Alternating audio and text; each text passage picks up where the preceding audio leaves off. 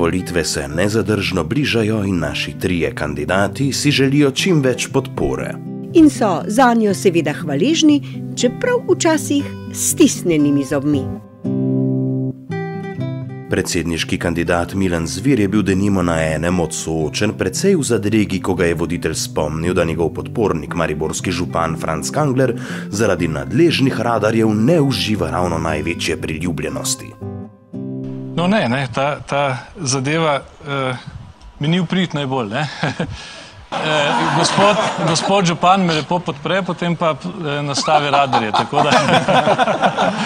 Ampak jaz sem kljub temu izjemno hvaležen za njegovo podporo. Ja, hec mora biti, pravijo nekateri. Drugi, kakor denimo Danilo Türk, pa se trudijo ohranjati mirno in dostojanstveno držo. No, rad bi povedal, da jaz se s populističnimi frazami nisem nikoli ukvarjal. Kakšni drugi politiki so se, jaz pa ne. Ja, seveda ne. On samo zelo rad poje. A hard day's night and I've been working like a dog. Pa za glasbene trende se grozno zanima. Dear friends, we live in difficult times. Umek stands for all that. And that is why I am voting for him on this year's DJ Mag Top 100 voting. And so should you.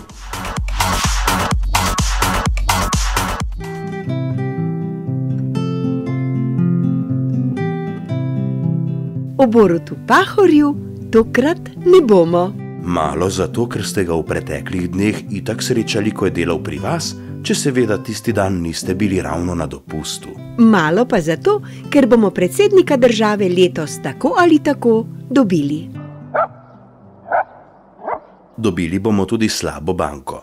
Ni pa rečeno, da bomo dobili tudi državni holding, čeprav je državni zbor po vetu državnega sveta zakona o ustanovitvi obeh izglasoval kar dvakrat. Poslanci Pozitivne Slovenije, ki so se jim pridružili še socialni demokrat Srečko Meh ter dva nepovezana poštenjaka Ivan Vogrin in Borut Ambrožič, so namreč le nekaj minut pred iztekom roka vložili referendumski pobudi.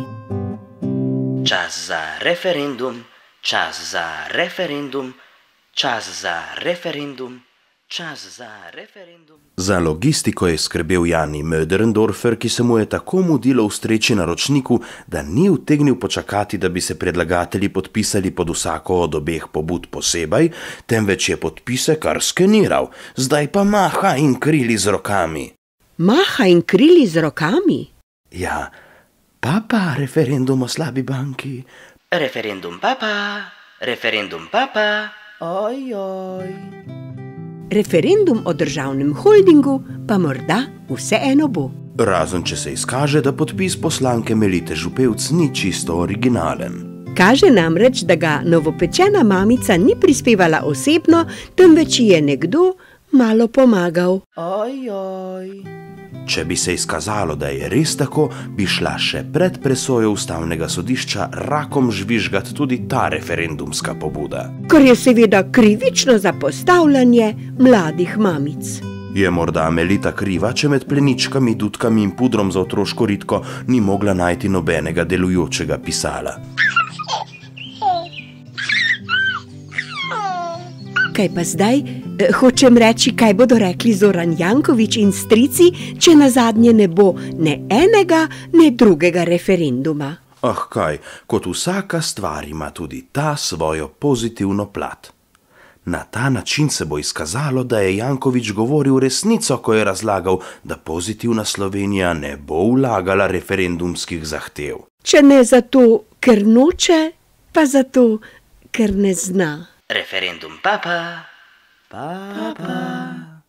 Še nujno obvestilo. Prihodnji teden bomo pospravljali v torek. Ponedeljek bo dan za razporejanje glasov in morebitno prirejanje izidov.